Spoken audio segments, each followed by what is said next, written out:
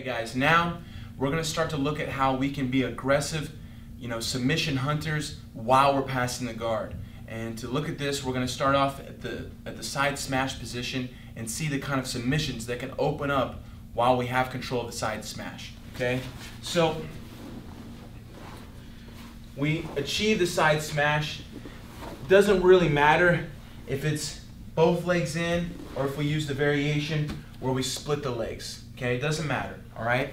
Now, we talked about how they're going to look to defend with this arm blocking us from mounting. Okay, this arm many times they're going to use in your neck to generate space. All right. Right here, he's already opening himself up a lot. All right. What I'm going to look for as he's using that forearm is to pop and pass his elbow over to the side and look to start attacking for a head and arm choke even while I'm still technically inside his guard. Okay, we're setting it up while we're passing the guard. Okay, so this arm is giving me problems. Immediately I pass. From here, I want to start to drive my head forward and kind of turn it against the back of his shoulder and tricep to trap his arm in place. From here, I'll go ahead and clasp my hands together. Okay? Now, I'm going to continue to work my way towards mount, but since my left arm isn't dealing with his elbow, I know that there's a chance he's going to grab my foot and hook it inside his half guard. But that's no problem. Now I'm focused on achieving the submission. Okay? So I keep my hands clasped. As I build my way forward, I'll continue to drive my head not only to the ground, but also turning it to keep his arm in place and already start to work my choking pressure even here at this point. Okay? Now, I'm going to look to free my foot.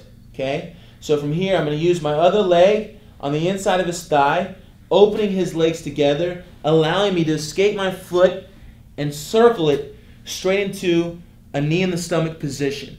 Okay? Now, from here, I'm going to look to really activate my shoulders, shrugging and squeezing with my biceps and using my head, driving forward off my toes and squeezing to get the submission. Okay? Let's look at it from the other side. So, we have a side smash position. He looks to use his forearm. We pass, drop our head down, start to clasp our hands. From here, we try to work our way into mount, but I know he's going to hook my foot, no problem. Okay? From here, I'm starting to bring more weight, more pressure forward, taking out all the slack and space between my arms and his neck. Just like this. Now we're looking to free our foot. I can use my other foot inside his thigh to generate the space to allow me to circle my leg free. Another option is to cross knee your leg free. But then go back to the knee in the stomach. Okay? I really like the knee in the stomach position for the finish to block them from doing the common escape where they grab their arm and try to defend the choke. I'm sorry, they grab their leg and try to defend the choke. Okay?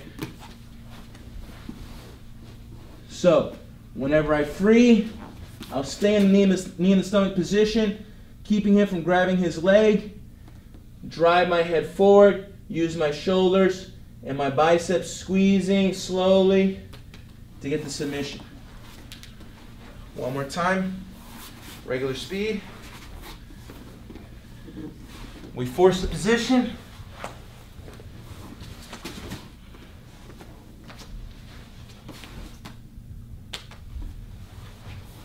And we find our submission from the side smash even before we ever pass the guard.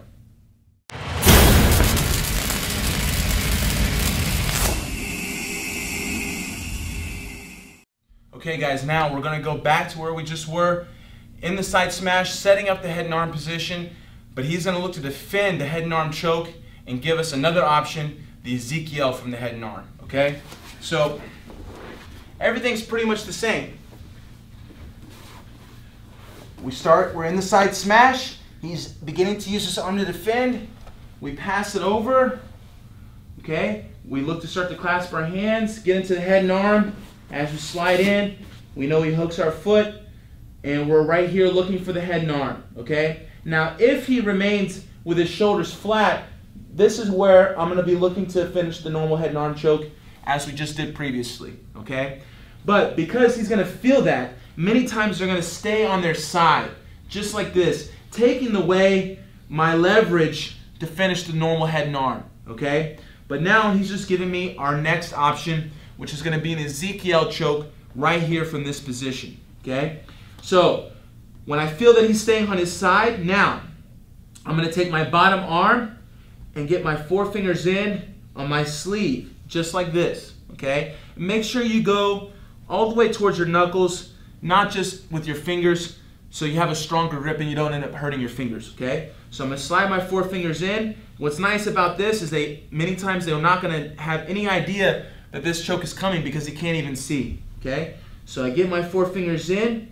From here, I'm going to start to bring the edge of my wrist and forearm into his neck on the other side.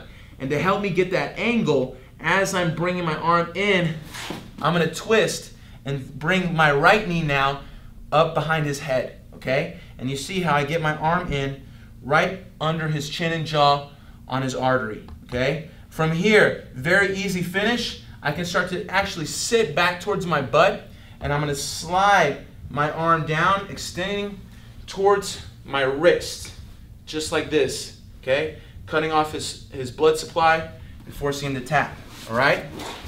So again, we're in the side smash. We fill the forearm, we pass, we look to go into our head and arm. He traps our foot and stays on his side, okay? He feels comfortable with this half guard. He wants to stay on his side, defend the choke, and look to try to, get back to a better half guard position, okay? So while we're here, immediately I'm going to sink my forefingers in, start to bring my right arm down underneath his chin and jaw, and from here I'll create the angle by switching my knees. You'll see how my left knee was down. As I slide up, my right knee comes down, my left knee comes up as I circle my arm inside under his chin, okay? Just like this. Now from here, I can actually sit back and extend this choke very easily, getting the tap, okay? One more time, regular speed. Working our way in.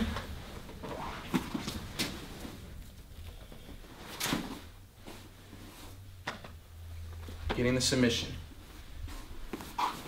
Once again, setting it all up from our side smash.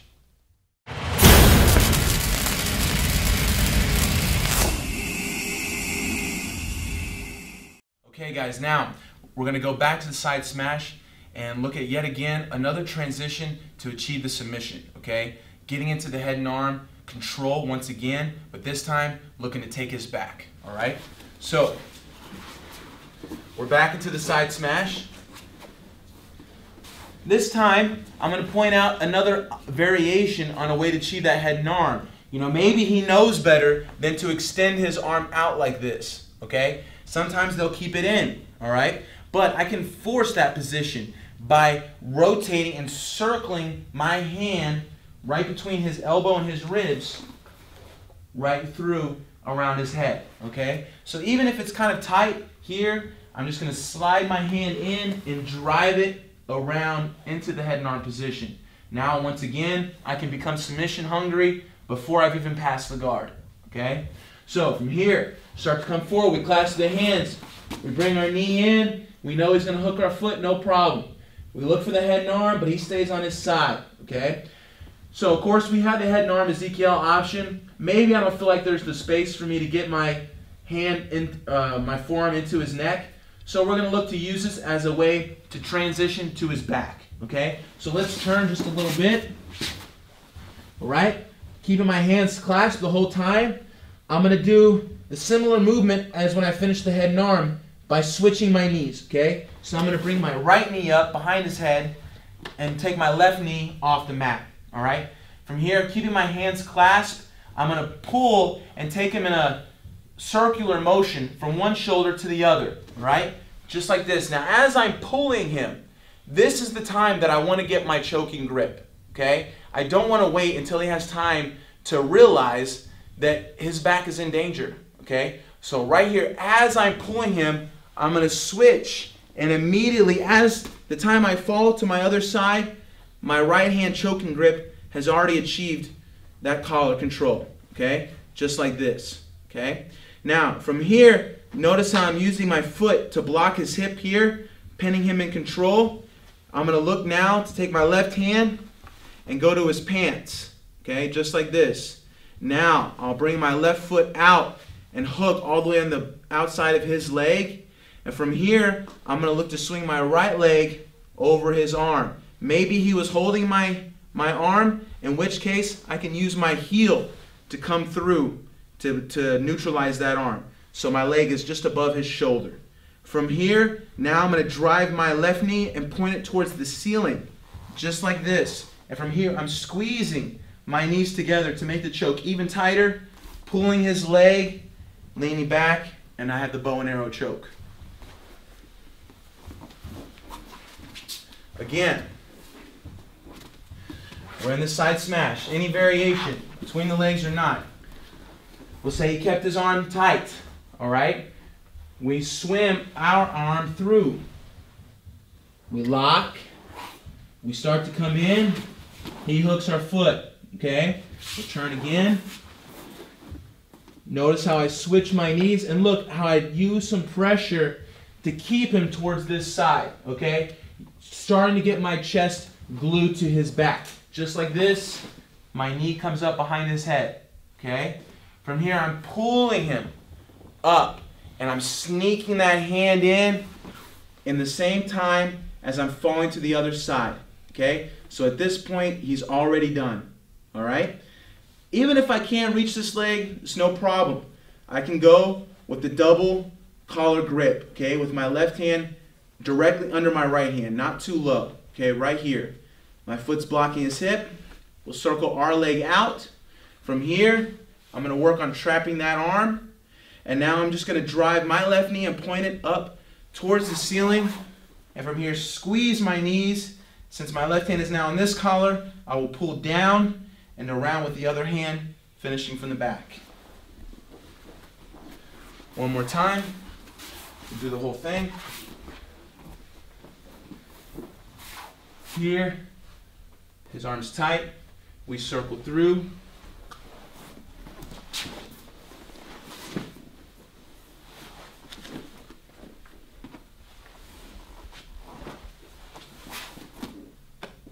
Getting the submission. Once again, setting that up from our side smash, getting to the head and arm control, transitioning to the bow and arrow choke from the back.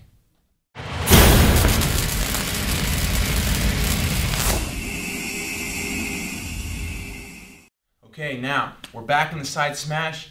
We're going to look at another common reaction the guy on the bottom is going to make, opening up the space for us to achieve the monoplata position.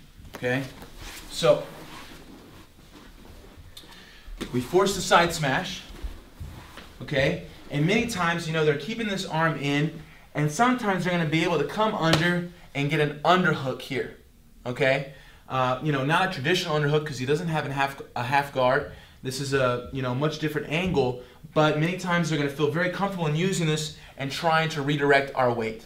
Okay, so what I'm going to do, still very similar. I want to open up the room for me to get my knee into his armpit here, but instead of taking a nice easy slide over into the mount, I'm going to take a much bigger step and look to trap this arm and attack it immediately, take advantage of the room that he's giving me whenever he's lifting his arm up like this, okay? So as I slide in, I feel that underhook, coming up towards the ceiling. From here, I'm going to take a big step with my left leg. You see how I step my foot all the way directly behind his head, okay, just like this.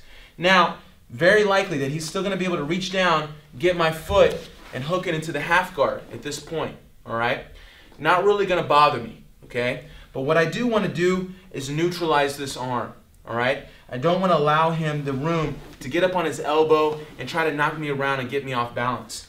So, even though he's got my foot hooked, I still have a lot of my shin and knee available here. All I'm going to do is, once again, control this arm and slide it under my shin and knee, okay? Now it's completely neutralized and his arm is under my total control, okay?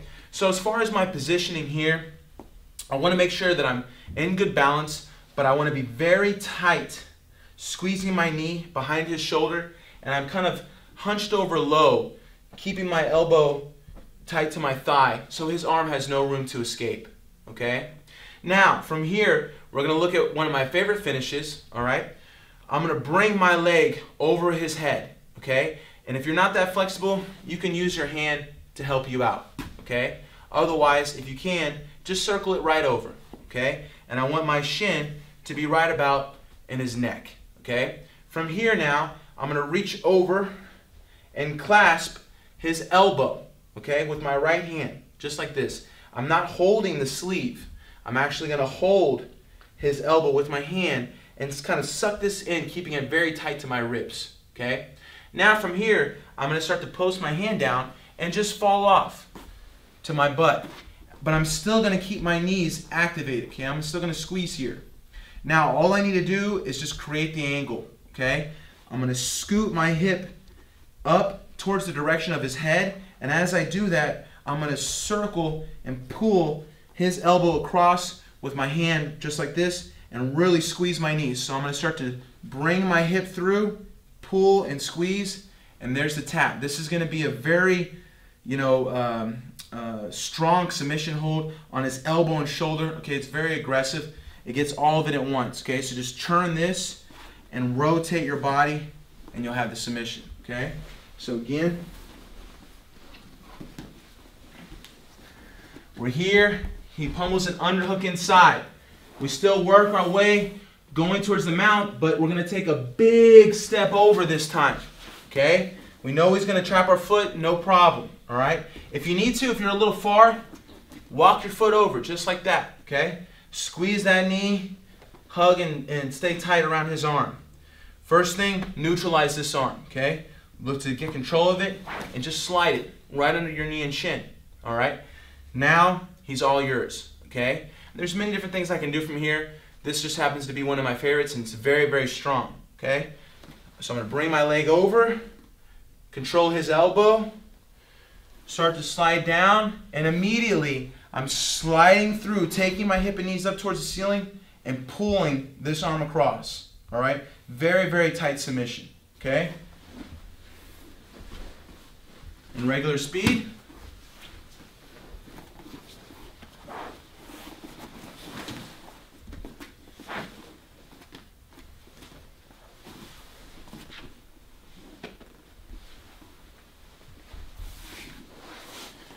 So now, yet again, another option from the side smash, this time looking at a beautiful attack on the arm from the monoplata position.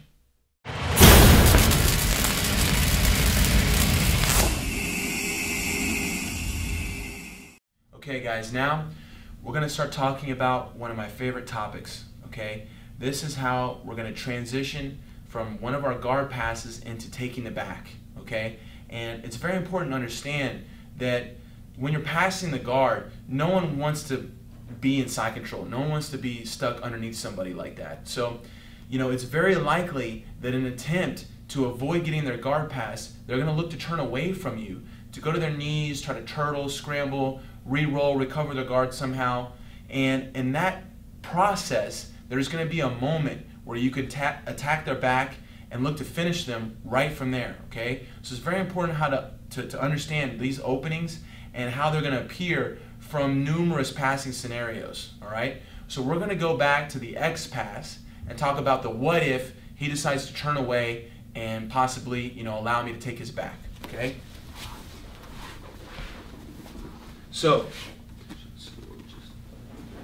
we're here. Our number one, okay? We had good control, take our step, boom, we turn, we start to achieve the X pass, okay? He feels beat, all right? Of course, he knows if he doesn't do anything, I'm gonna establish side control, all right?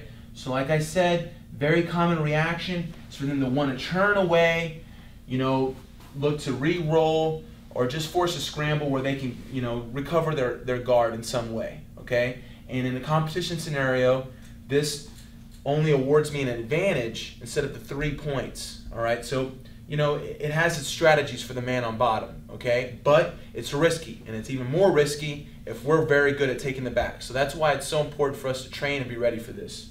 So whenever I'm here and I feel him starting to turn, I want to start to attach myself to him. Okay, so my leg, my shin and knee is going to kind of ride his hip and back as I drop and glue my chest to his back.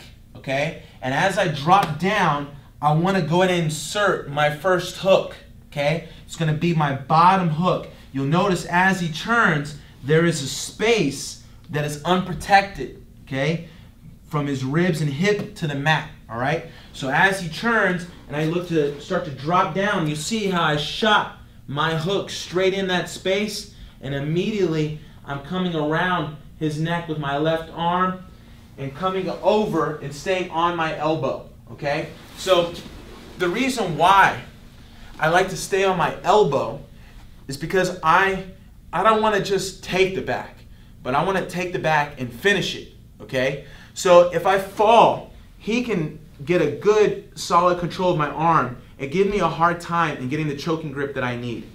So whenever I'm here, I want to stay on my elbow so I can look to feed and be right in choking position immediately. Okay, the best time to make this feed is as you're looking for the second hook, because his arms are going to be concerned with blocking the hook. So now I can get the grip I need for the choke. Then it's very likely his arms are going to come back up, and now the hook becomes very easy. Okay, and you'll see my hands. My right hand's directly under my left, controlling both collars. I'm keeping my shoulder shrugged tight behind his head, and I'm on my elbow. Already from here, I can start to apply a little bit of decent choking pressure. Okay, now I understand that he's going to want to keep moving, looking to escape. All right, yes, you see how he moves, and he slid over my bottom hook.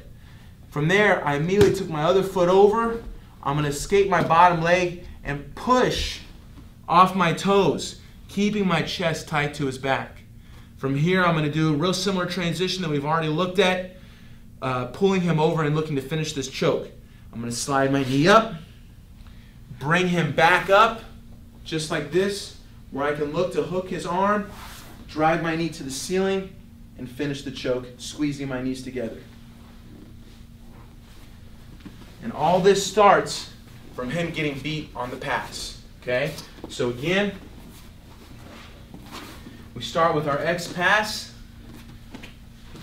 He looks to turn away. We immediately shoot our hook in, come down, and take our arm around his neck, staying on our elbow. All right?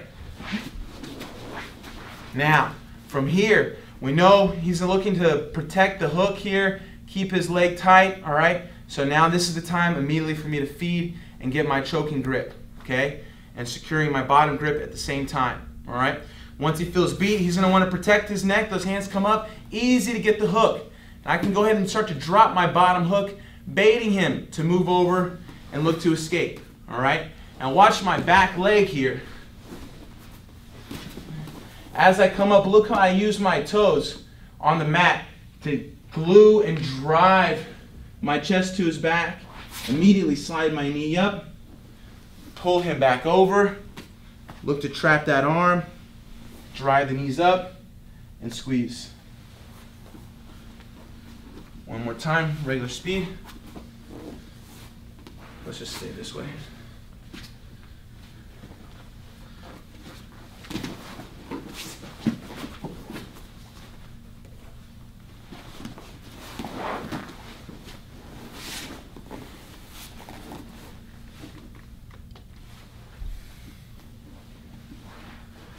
So there, we cover one of my favorite topics, transitioning to taking the back off the guard pass.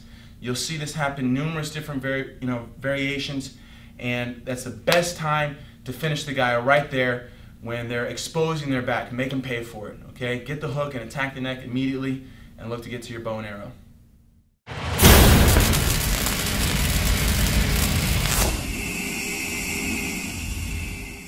Okay guys, now let's look at another transition as we're passing the guard to a submission, okay?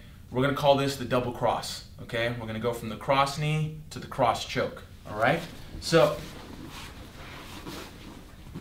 we're going back to the scenario we looked at before, okay? One in the X pass, he grabs our leg, we look to force a side smash, he resists by opening his knee, and we start to get into the cross knee position, okay? Now many times the person on bottom will do exactly this, okay, and really ball up, making it hard for me to flatten him and drop my weight to get the pass, okay? At this point, I really like to switch my grip and look to attack his neck, okay? So I'm going to open up his collar. Instead of controlling his sleeve, I'm going to open up his collar and let go and switch my grip to the cross collar grip, taking my 4 fingers as deep as possible into the back of his neck and get this grip nice and tight, all right? From here, I can use this grip to pass, okay? So I'm actually going to start to use my elbow against his chest and shoulder to try to flatten him to allow me to drop my weight for the cross knee pass.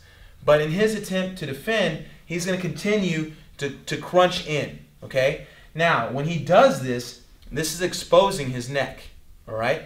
So now what I'm going to do is I'm going to let go, and I'm going to take a deep back grip with my left hand here as far as I can get, okay? I want to get the back so it's much deeper and a much tighter choke, okay? Instead of trying to be here, all right? So I'm going to grab just a chunk of his gi with my hand, just like this, and then immediately I'm going to take my elbow down into his chest, putting both my arms together, okay? Now on this finish, make sure you don't go too much towards the head where he could possibly look to roll you over, okay? Maybe sweep you, all right? So when I get the grip I'm looking for, after I turn my elbow in, my head is going to go straight down, picturing it right in front of his nose, okay? So my weight isn't going too much over the side. So I'm taking my head down, and look how I'm squeezing my elbows along my ribs. From here I have the finish, and I'm not off balance, okay? If he happens to lean back in an attempt to resist the choke, then from here I can always go back to the pass, all right? So again, we do our whole sequence. Wanted the X pass, doesn't give it. We go to the side smash, he resists, cross knee pass. He balls up. We rotate our hand in, okay, switching our grip, all right? From here, I kind of make him feel the pass threat, and he turns back in. I'm going to take that chunk of his back here and look for the choke. Bringing our elbow in, taking our weight in front of his head, not over his head, where we could get rolled over, okay? Right here. It's very tight, elbows along the ribs. There's the choke, okay? Otherwise, if he resists, we come back with the pass. So another excellent option to attack the submission before we even pass the guard, going from the cross knee to the cross choke, the double cross.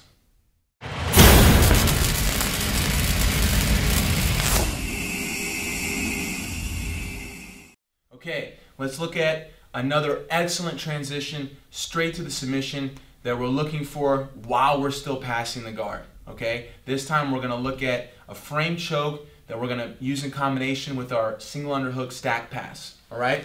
So we're back in the headquarters. Here, this is the option that we use when we feel this foot sneaking up towards our hip, okay? Come back, use our elbow, get into our single underhook pass. We start to stack, sprawl back, okay? So now, while I'm here and I'm in my process of inching around his guard, as his leg slides off my head, you see how I've already dropped my elbow to the mat, okay? And it's not necessary for me to be really deep with this grip. I just need it to be about even with his chin. I'm just going to drop my elbow down, okay? And with my hand that was on the belt, it is now going to slide and get control of his shoulder or even his collar if I can, okay? The shoulder will do though, okay? So I keep my elbow dropped. From here, I'm just going to sprawl my way down, keep my head nice and low, and I'm going to look to slide my elbow towards his ear as I pull his collar just like this, okay? It doesn't even feel like you're using that much strength, all right? It's just the angle and the leverage of when you slide your elbow that makes the choke sink in so deep, all right? So let's look at it again.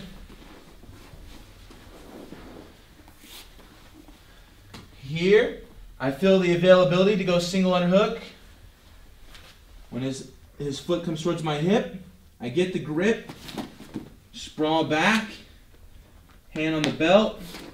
We inch. From here, I'm already dropping my elbow. Now my second hand slides under, gets control of the shoulder. And you see how my elbow stays flat the whole time. From here, I just drop my weight, drop my head, start to walk that elbow up, and there's a submission. Okay, one more time, regular motion.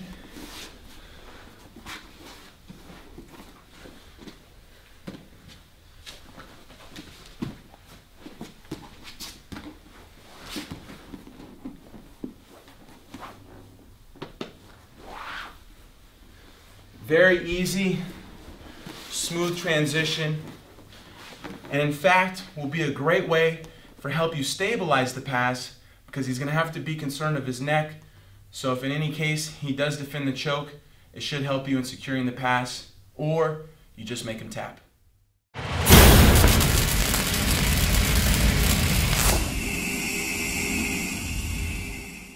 Alright guys, now that we've seen how important it is to prepare ourselves to take the person's back as we're passing the guard, and you guys have now learned how to do that, let's go back through some of the passes that we've already covered and look at how we can add the taking of the back by inserting our hook and or the head and arm choke with the Ezekiel right into our transitions whenever we feel them turning. Okay, so we're going to go back and start with the leg drag pass. Okay, so remember that foot's coming out, we break the grip, 2-on-1, in, cross, down. Right here at this point, after I establish my wall, once again he feels beat and understands that his guard's going to get passed. This is that time where he's going to want to turn. Okay, now obviously I can take the back, but another great option whenever he's turning, you can see how my arm can immediately slide under and around his ear right into the head and arm position. Okay, and then from here, instead of actually inserting my hook and taking the back, I'll immediately get my forefingers in, bring my arm down into the underneath the chin and jaw, and from here I can angle off and finish with the Ezekiel straight away. Okay, so you guys already know that finish. We looked at that finish from the side smash, getting into the head and arm position. Now we can see that transition off the leg drag. Okay, let's continue on. Now, dealing with the leg lasso. All right, this is another opportunity where after I deal with this and I break his grip, once again when he feels the wall, he's going to want to turn. Okay, so now we'll just see of the taking the back transition once again. Of course, I could slide my arm through and go for the head and arm Ezekiel, or as he turns, shoot that hook in through that space that we talked about, immediately falling on my elbow, and from here repeating the same process of feeding the grips, getting our hook, and then as he moves to finish, we angle off here to get into our bow and arrow. Okay, so once again that transition has shown itself whenever we beat the leg lasso. All right, let's go back to one more pass, the single underhook pass stack. Okay, whenever I come in, we already looked at one submission from here, but now instead of him staying flat, he's going to look to turn as he's getting stacked. So I start to stack. He feels himself getting beat, okay? Now, I know he's turning. Take a second and hold him just a little bit so you can prepare yourself for the arm positioning, all right? I'm going to need to switch into an under-over control. So right now I have my right hand in the collar. I'll hold him a little bit as he's getting ready to go. Then I'll let go. You see how immediately I'm chest to back. My leg here is riding him once again.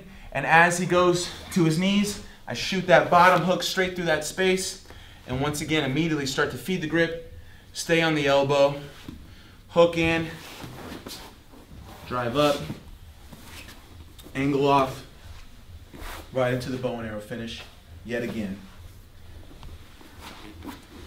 So you guys can see how these transitions straight to the sub, right off the pass, can present themselves in so many different variations. And it's so important that you drill this, okay? You drill these transitions in sequence.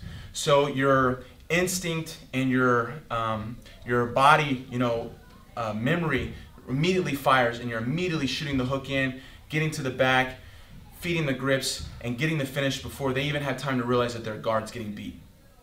So I hope you guys enjoyed those transitions and add them into your game.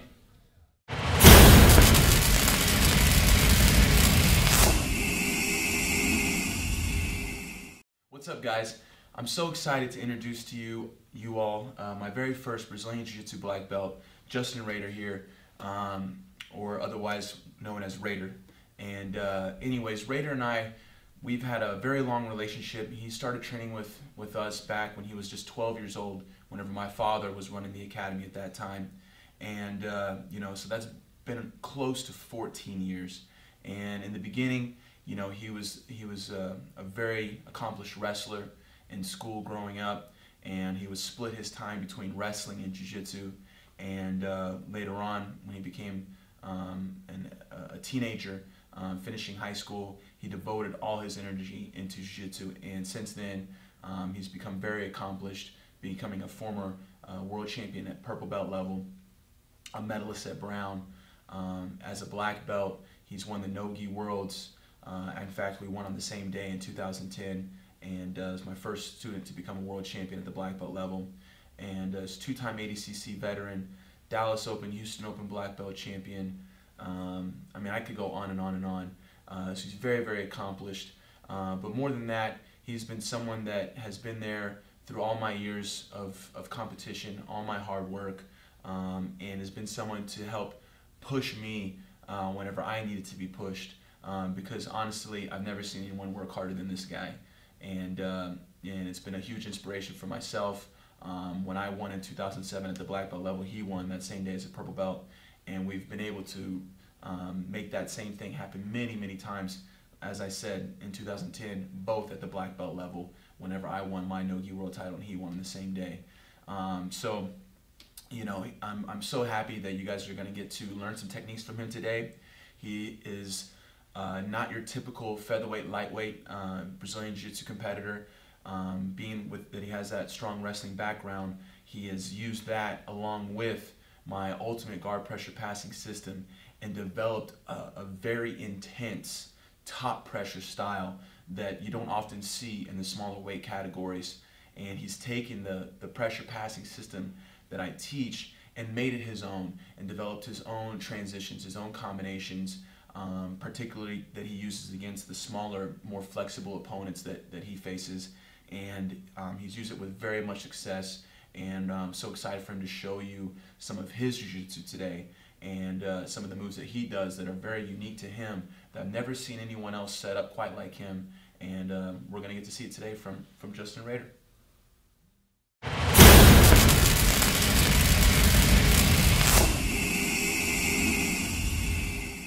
Okay guys, so in my ultimate guard pressure passing system, I talked a lot about the importance of understanding the transition from when you're looking to stabilize the pass, how they could churn possibly one way or the other, either giving you the opening for the side smash position or turning away and exposing their back, okay? And this is an area where Justin Rader here shines on taking the back and finishing it, I want to say a little more unorthodox, or very unique to his style, instead of with the choke, but with the calf slicer submission. So right now he's going to break that down for you.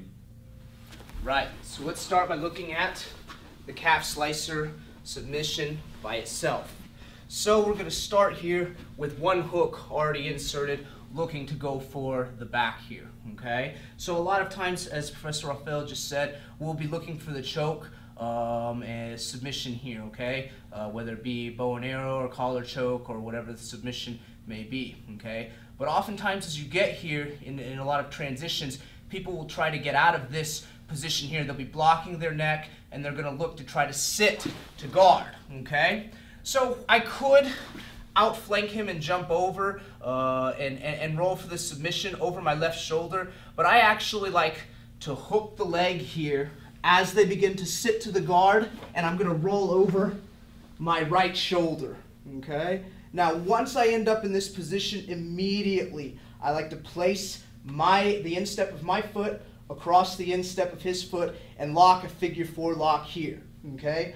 At the same time, again, like I said earlier, I also like to have the leg gripped. If I can grip the pants, that's fine as well, okay? As sometimes with this roll, they can sometimes come out to my back as well. But this grip helps prevent them from rolling into my back, okay?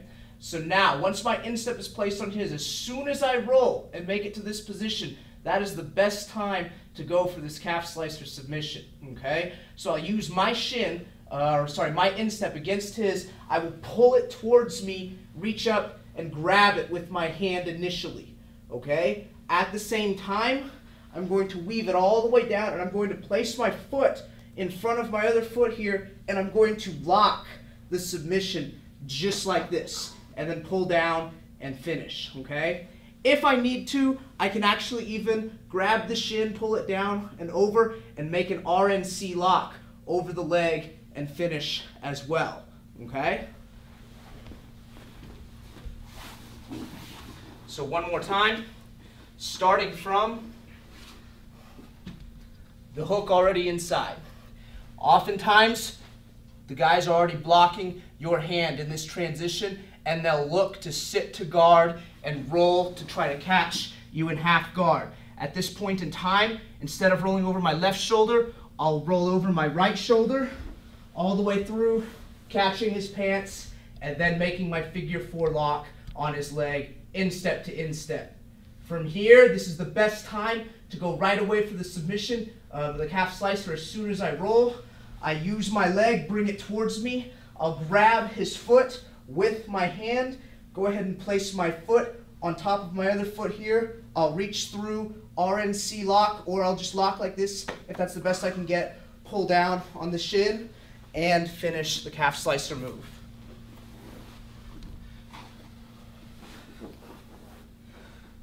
So that is the calf slicer submission, and that's how I like to set it up and finish it.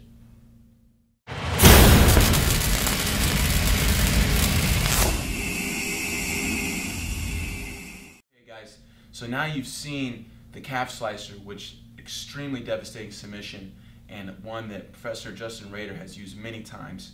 Now we're going to go back while we're inside the guard, setting up our passing and talking about that transition whenever they turn to their knees, and give you the availability to take the back and or set up the calf slicer position. So let's look at one of the passes we talked about earlier from the bullfight position, and Rader here is going to guide you through how he likes to get from that bullfight all the way to the finish, being the calf slicer.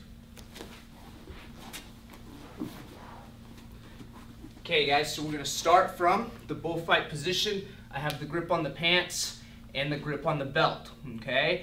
I love to use the bullfight position to set up my stack pass, okay? And then from the stack pass, I look to go to the back. So I like to come out, find this angle. Immediately, as soon as he starts to turn and defend, I'm going to pummel my other hand to the inside and grip 4 fingers in on the inside of his collar. From here, immediately, I'm going to take his knee to his face and stack him forward, okay? As I do so, immediately, because of this hand is stretched out, I switch the grip to underneath the belt, and I begin to stack him forward, up, and all the way to the knees. As soon as this transition happens, as he goes to his knees, I'm going to jump and insert my knee into the space that's created here. Okay? Immediately, just as before, I'm going to look to make my lock on his pants, and at the same time, I am going to hook his leg, okay? Once I've hooked his leg, it depends on exactly how he's going to react. If he stays here and does not move, all I am going to do is pull him backwards by pushing off with my foot here, using this hook to feed my other hook to the inside, and I am going to lock the figure 4 lock. From here, everything is the same. I use that to bring it forward towards me. I'm going to reach up, grab his shin, just like this, place my foot on the inside of my other foot, and finish the calf slicer submission, okay? So again, here, starting from the bullfight position, I'm going to start to bullfight, find my angle. As soon as he begins to block, I'm going to pummel my inside hand to the inside, and I come all the way to my knees, grabbing the inside of his collar, 4 fingers in. Now I'm going to stack him forward, bringing his knee to his face. I'll use my knee to prop him up, and I reach and I grab the belt to keep his hips off the mat. I'm going to continue the stack pass, and as I do so, sometimes people will turn to their knees. As soon as he turns to his knees, again, this space that opens up here, I am going to jump with my knee to the inside of that space. At the same time, make my lock, hook the leg. From here, I'm going to pull him backwards, just like this. I use my left hook to feed my right hook in. Immediately, I make the figure 4 lock. I will pull his leg towards me, grab it here, place my foot on the inside of my other foot, and finish the calf slicer submission. Why don't you do this full speed? So, one time at full speed. Here.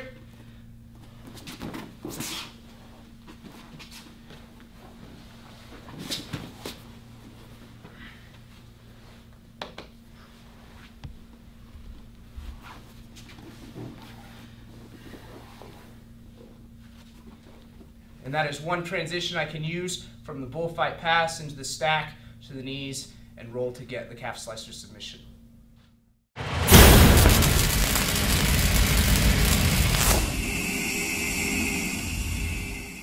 Okay guys, you guys have seen one awesome transition from the bullfight to stack to the calf slicer. And that was just looking at one way that the person could react. Okay, now there's multiple ways. So it's very important to understand, you know, as I've said before throughout the ultimate pressure passing system, understand how your opponent is most likely going to react, all right? And there's the chance that he could react by trying to sit a different way to recover his guard, which we're ready for. And Justin Rader here is going to show you how he likes to still understand that reaction and get to his calf slicer position, all right? So again, guys, starting from the same position, all right? Here with my grip on the pants and the belt, I begin my bullfight pass here, okay? Professor Rafael, he is defending, okay? So I'm going to weave or pummel my hand to the inside. I come all the way to my knees, grab the inside of the collar, and immediately I begin my stack pass by bringing his knee to his face. I'll transition my hand to the belt right here, and I really like to try to get my chest underneath his hips and run him over for the stack, okay? Now, as explained before, as soon as he turns to his knees, there's this moment in time where there's space. Professor, can you turn around? So you guys can see there's this space right here, and as soon as I bring him to his knees, immediately I slide only my knee into that space, okay? Again, at the same time, I'll look to go ahead and make my grip on the pants, and I hook the leg. Now, before, when the guy did not move and did not react, I would just pull him back into the calf slicer position. But oftentimes, my opponent here will look to sit to guard. And so as soon as he sits to guard, immediately I will roll over my right shoulder, insert my hook inside mid-roll here, okay? And at the same time, I make the figure 4 lock again, and I bring my instep to his instep, pull it towards me, as this is the best time to go for this submission as soon as I get to this transition here. And then I will reach up, make the lock here, or I could go even RNC lock if I needed to, place my foot to the inside of my other foot, and finish the calf slicer submission. So again, starting here from the bullfight position, okay? I am going to begin, and as soon as my opponent reacts and blocks, I'm going to pummel to the inside, grabbing his lapel 4 fingers in. From here, I'm going to run him forward to stack him up, use my knee, grab his belt, and I'm going to continue to stack him towards his knees. Immediately, I'm going to jump, slide my knee to the inside here, and immediately make my lock, okay? At the same time, I hook his leg. Now, many times, to avoid their back being taken, they will try to sit to guard. As soon as he sits, I am going to roll over my right shoulder. And again, in mid-roll, I use my foot to feed my other hook to the inside, just like this right here, and immediately I'm back to this figure 4 lock on my opponent's leg. Then I will use this as soon as I get here, pull my foot, or pull his foot towards my face. I'm going to grab it, make my lock, and then for extra pressure, I will place my foot to the inside of my other foot to finish the calf slicer submission. So one more time, at full speed here.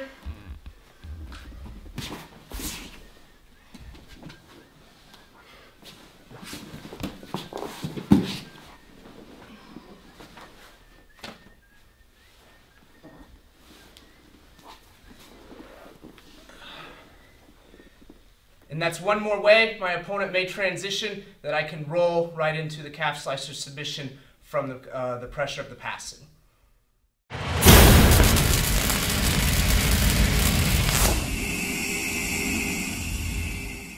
All right, guys, we're going to show you one more variation where you can set up your calf slicer. Once again, talking about the possibilities, the what ifs, and being that Justin Rader is a much smaller competitor, guys in his division are extremely flexible, and sometimes he's not always to drive them to their knees, but that doesn't stop him from being able to set up his calf slicer position. And this is another thing that he's developed over these years of competition and training on the mat, and giving you guys yet another setup to get to the same powerful calf slicer submission. Okay, so we're going to start from the same bullfight position here. Once again, I'm going to look for my bullfight, pummel to the inside, and I get right to my stack position. Okay? Once I'm to my stack position, stack him forward, and I look to use my knee, come underneath. Okay? Now I always try to look to drive them to their knees. But like Professor Rafael just said, sometimes they don't want to give up the advantage, and they feel very comfortable, they're very flexible playing here. He's going to use his toes against the mat, and I find myself here in this double underhook position. Okay? Now once I get here, all I'm going to do is I can't drive him to his knees, so I'm going to slide my knee in, almost as if I was doing like a baseball slide into a home plate here. Okay?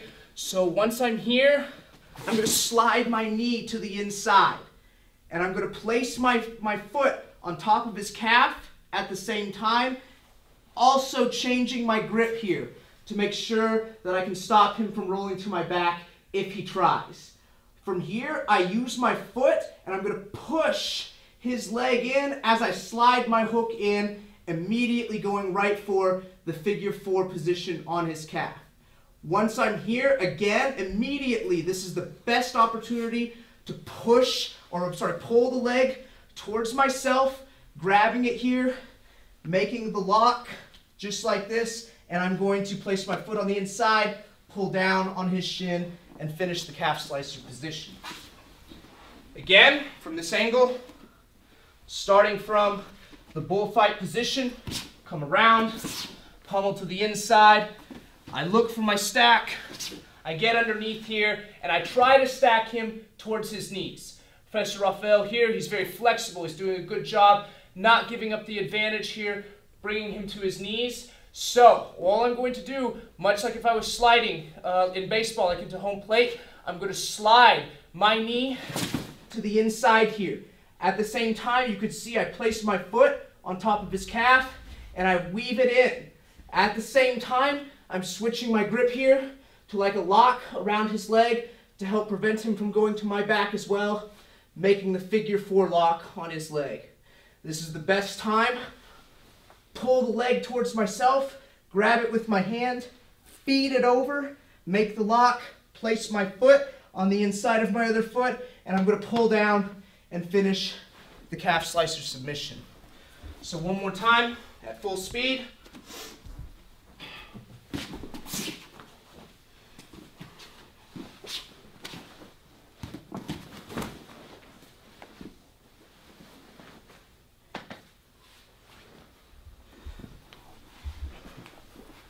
Okay guys, I hope that you've enjoyed our special guest, my first black belt, right hand man, the one that's always there going to war with me, Justin Rader. He's showing you guys some awesome transitions to a very unique position and allowing you to achieve the very powerful calf slicer submission.